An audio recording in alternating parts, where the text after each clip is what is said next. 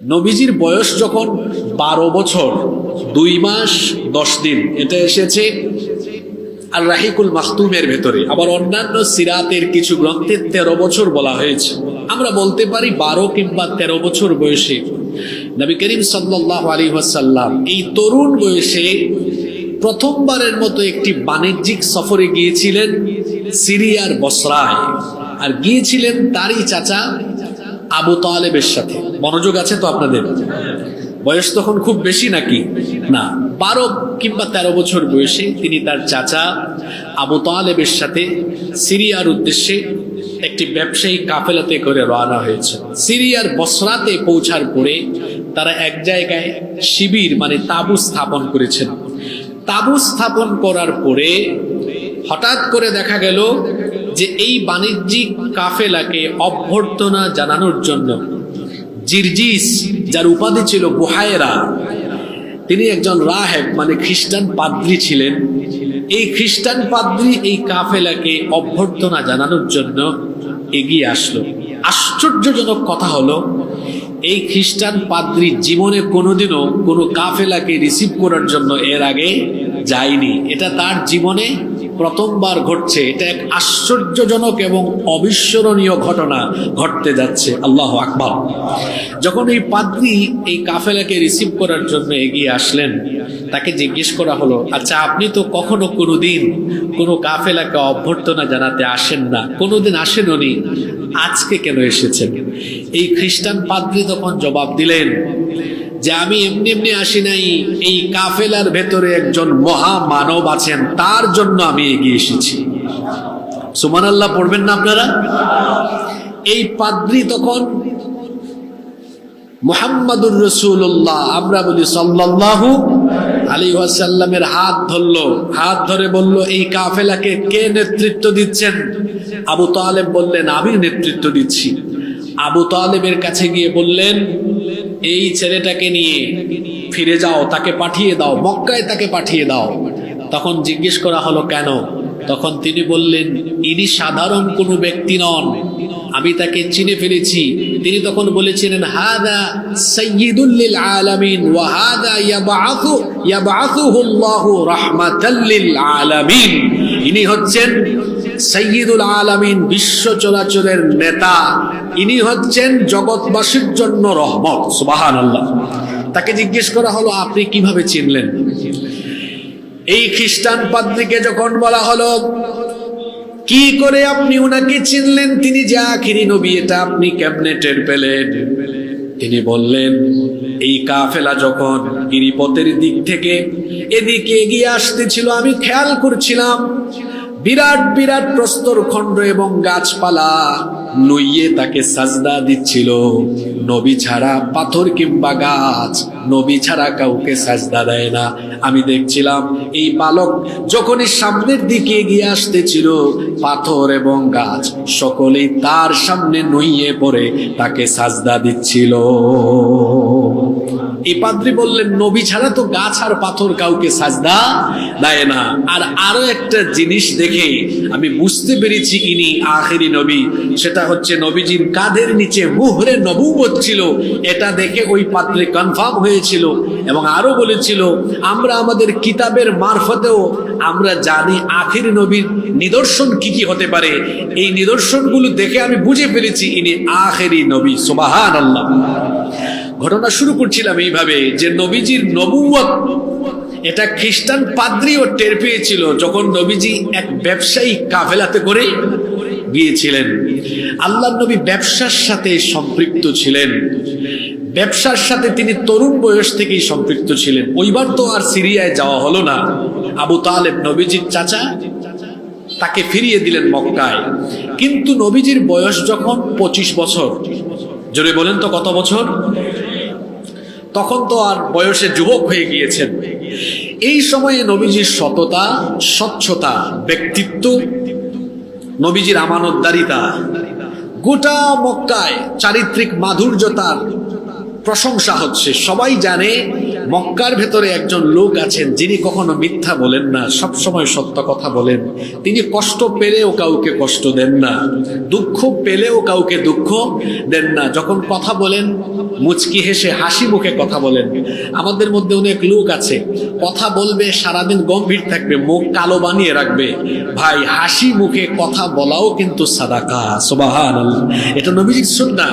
তো মক্কায় সবাই জানে যে তিনি মিষ্টভাষী, যখন কথা বলেন মুচকি হেসে সুন্দর করে কথা বলেন, এবং তিনি খুব আমানতদার, মানুষের হকের ব্যাপারে সচেতন। মক্কায় সেই সময়ে অনেক ব্যক্তি ছিলেন যারা ব্যবসায় পুঁজি খাটাতেন, ইনভেস্ট করতেন, কিন্তু সরাসরি ব্যবসায়ী কর্মকাণ্ডে জড়িত হতেন না। অনেকটা মুদারাবা সিস্টেম, ইনভেস্ট করতেন, মুনাফা থাকতো, ব্যবসার কাজে আরেকজনকে নিয়োগ করতেন, তাকে পারিশ্রমিক প্লাস ব্যবসার লাভের একটা অংশ দিতেন। এই ধরনের একজন সম্ভ্রান্ত ধনবান নারী ছিলেন আম্মাজান খাদিজা আত-তাহেরা রাদিয়াল্লাহু আনহা। তিনি শুনতে পেলেন মক্কায় একজন যুবক আছে যিনি কিনা খুব আমানতদার, যিনি হকের ব্যাপারে সচেতন, যার স্বভাব চরিত্র অনেক উন্নত। তিনি এটা শোনার পরে ভাবলেন, তাহলে আমার ব্যবসায়িক কাজে ওই লোকটাকেই নিয়োগ করা দরকার। আম্মাজান খাদিজা আত-তাহেরা রাদিয়াল্লাহু আনহা তিনি তখন মুহাম্মাদুর রাসূলুল্লাহ সাল্লাল্লাহু আলাইহি ওয়াসাল্লামকে প্রস্তাব পাঠালেন, আমার ব্যবসায়িক কর্মকাণ্ডে আমি আপনাকে পরিচালক হিসাবে নিয়োগ করতে চাই। অন্যদেরকে যেভাবে পারিশ্রমিক দেই তার চাইতে আরো কয়েক গুণ বেশি পারিশ্রমিক আমি আপনাকে দিব। তিনি তার দাসীকে দিয়ে এই প্রস্তাব পাঠালেন। আল্লাহর নবী এই প্রস্তাব গ্রহণ করলেন। এই প্রস্তাব গ্রহণ করে তিনি প্রথম দফায় খাদিজা রাদিয়াল্লাহু আনহার একটি ব্যবসায়িক কাফেলা নিয়ে সিরিয়ার উদ্দেশ্যে গমন করলেন। ওইবার ওই ব্যবসায়িক কাফেলা এত বেশি লাভ করলো, এত বেশি বেনিফিটেড হলো। কেনই বা বেনিফিটেড হবে না? কারণ এই কাফেলাকে নেতৃত্ব দিচ্ছেন রাহমাতাল লিল আলামিন মুহাম্মাদুর রাসূলুল্লাহ সাল্লাল্লাহু। আল্লাহর নবী তো বরকতের মূল ভান্ডার, তিনি যেখানেই গিয়েছে সেই জায়গা বরকতময় হয়েছে। আল্লাহর নবীর থুতু মুবারকে বরকত আছে। তিনি যখন কোনো কুয়ার মধ্যে থুতু ফেলেছেন, সেই কুয়ার পানির মধ্যে বরকত নেমে এসেছে, লুনা পানি মিষ্ট হয়ে গিয়েছে। সুবহানাল্লাহ। আল্লাহর নবী যেখানে গিয়েছেন সেখানেই বরকত নেমে এসেছে। আপনারা তো ওই কাহিনী জানেন। আল্লাহর নবীকে যখন তার দুধমা হালিমাতুস সাদিয়া নিয়ে গিয়েছিলেন, এমন অবস্থা তিনি যে বাহনে চড়ে এসেছিলেন সেটা ছিল অত্যন্ত জরাজীর্ণ, হালকা পাতলা। যখন মুহাম্মাদুর রাসূলুল্লাহ সাল্লাল্লাহু আলাইহি ওয়াসাল্লাম, তিনি তো তখন শিশু, নবীজিকে নিয়ে যখন হালিমাতুস সাদিয়া তিনি যখন সেই গাধার উপরে আরোহণ করেছিলেন, নবীজির বরকতে দুর্বল গাধা দ্রুত গতির সকল গাধাকে অতিক্রম করে সবার আগে সেটা ছুটে যেতে লাগছিল। তিনি যখন বাড়িতে নিয়ে গেলেন, তার উটনির দুধ, তার উটনির অলাং দুধে পরিপূর্ণ হয়ে গেল। খেজুর গাছে খেজুর বেড়ে গেল, ফলন বেড়ে গেল। এইভাবে করে নবীজি যেখানে গিয়েছেন সেখানেই বরকত বেশি করে বাড়িয়ে দিয়েছেন কে? আসতে বলবেন না, জোরে বলেন, বাড়িয়ে দিয়েছেন কে? আল্লাহর নবী যখন আম্মাজান খাদিজা আত-তাহেরা রাদিয়াল্লাহু আনহার ব্যবসায়িক কাফেলা নিয়ে গেলেন, এই কাফেলার মধ্যে বরকত নেমে এলো। যখন তারা মক্কায় ব্যাক করলেন, খাদিজা রাদিয়াল্লাহু আনহা দাসীর কাছ থেকে তথ্য জানতে পারলেন বিগত সকল সময়ের তুলনায় এইবার কাফেলা সবচেয়ে বেশি লাভবান হয়েছে।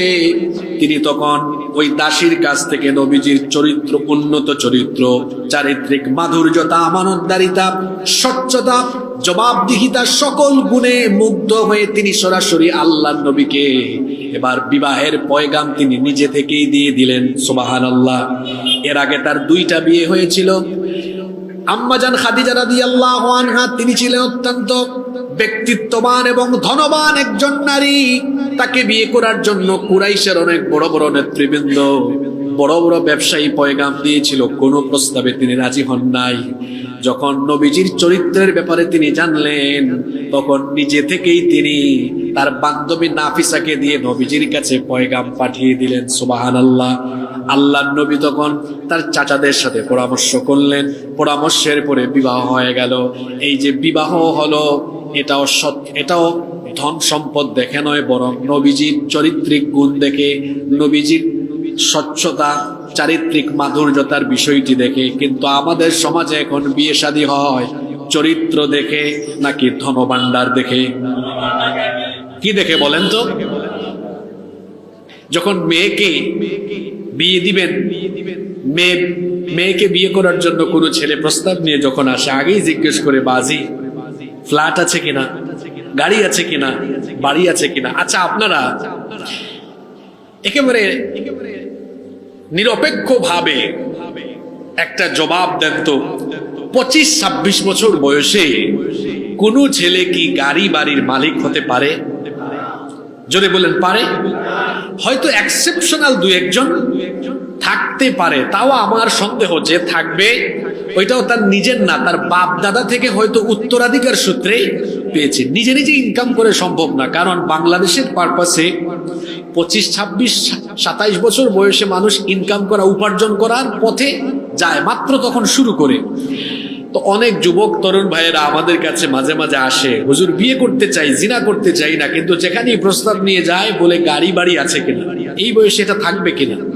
তা আমিও তখন বলি, আপনি ওই চাচাকে জিজ্ঞেস করবেন, চাচা আমার বয়সে আপনার গাড়ি বাড়ি কয়টা ছিল বলেন দেখি, আপনার গাড়ি বাড়ি কয়টা ছিল? উনি জবাব দিতে পারবে না। যদি থাকেও ওটা উনি উনার বাবা দাদা থেকে উত্তরাধিকার সূত্রে পেয়েছে। আর আমি এজন্য বলি, যারা উত্তরাধিকার সূত্রে পাওয়া সম্পদ নিয়ে বাহাদুরি করে এরা হলো গাধা, আর যারা নিজেরা উপার্জন করে নিজের ব্যক্তিত্বের পরিচয় দিয়ে সমাজে চলে তারা হলো শাহজাদা। পিতামাতার উচিত মেয়ে বিয়ে দেওয়ার ক্ষেত্রে গাধার কাছে মেয়ে বিয়ে দেওয়া উচিত নয়, শাহজাদা মার্কা ছেলের কাছে মেয়ে বিয়ে দেওয়া উচিত। অনেক গাধা আছে বাপের সম্পদ খায় ঘরে বসে বসে, অকর্মার ঢেকি, কোনো কাজ করে না, এটা গাধা। আর কিছু ছেলে আছে তার বাপের পয়সা আছে, বাপেরটা নেয় না, প্রয়োজনে টেরি বাজারে এসে কোনো দোকানে কর্মচারী হয়ে কাজ করে, কাজ করাতে কোনো লজ্জা আছে? অকর্মা হওয়াতে শরম আছে, কাজে কোনো লজ্জা? অনেকে আছে তার বাপের আছে, ভাইয়ের আছে, তাও তার ব্যক্তিত্ব আছে, সে বলে না আমি আমার বাবা থেকে ভাই থেকে নিব কেন, এত বড় ছেলে আমি, 20-22-25 বছর হয়ে গিয়েছে, পড়াশোনার ফাঁকে ফাঁকে টিউশনি করে, পড়াশোনার ফাঁকে ফাঁকে কোথাও, এখন তো অনলাইন বিজনেস, ই কমার্স সাইটে অনেকে ব্যবসা বাণিজ্য করে না, অনেকে ফ্রিল্যান্সার, এইভাবে কাজ করে বাবা থেকে ভাই থেকে পয়সা নেয় না। ইউনিভার্সিটিতে পড়ে বলে, আব্বা আমাকে টাকা দেওয়া লাগবে না, ভাই আমাকে পয়সা দেওয়া লাগবে না, বহু দিয়েছেন, এবার একটু নিজে উপার্জন করে চলি।